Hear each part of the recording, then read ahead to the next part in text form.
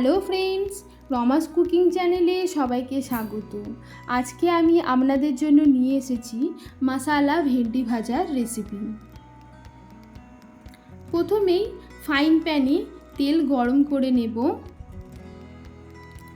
তেল গরম হয়ে গেলে এখানে কিছু পরিমাণে গোটা সাদা জিরে ফোড়ন হিসাবে দেব এবং দেব কিছু পরিমাণে জোয়ান। এই জোয়ান এবং জিরের দুটোরই কম্বিনেশন খুবই ভালো লাগে। সুন্দর করে এটাকে ভেজে নেবেন এবং এর থেকে সুন্দর একটা সেন্ট বের হবে। তারপর কেটে রাখা ভেন্ডিগুলোকে এখানে আমি দিয়ে দেব। ভেন্ডিগুলোকে দিয়ে দেওয়ার পরে সুন্দর করে এগুলোকে নাড়াচাড়া করতে থাকব। এর মধ্যে স্বাদ অনুসারে লবণ এবং সামান্য পরিমাণে হলুদ দিয়ে দেব এবং আবারও ভালোভাবে এটাকে নাড়াচাড়া করতে থাকব এবং ঢেকে 5 মিনিটের জন্য এটাকে রান্না হতে দেব।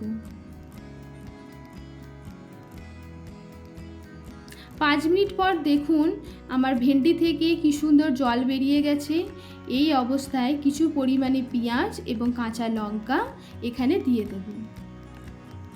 এবার ভালোভাবে সেটাকে খুন্তির সাহায্যে মিশিয়ে নেব এবং নাড়াচাড়া করতে থাকব।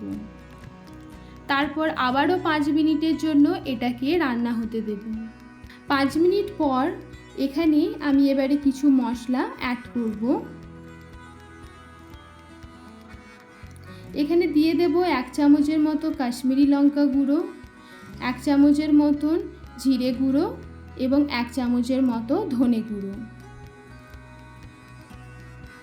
এবারে মশলাগুলোকে ভালোভাবে মিশিয়ে নেব ভেন্ডির সঙ্গে।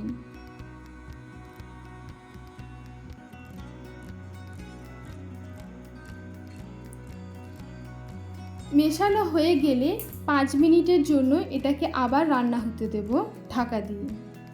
5 মিনিট পর দেখুন ভেন্ডিটা আমার একদমই সেদ্ধ হয়ে গেছে সুন্দরভাবে, কিন্তু এটাকে একটু ক্রিস্পি ভাব নিয়ে আসার জন্য এখনও ফ্রাই করতে হবে।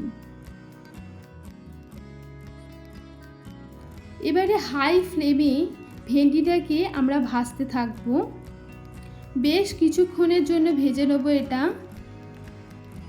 দেখুন আমার ভেন্ডি ভাজাটা একদমই রেডি হয়ে গেছে।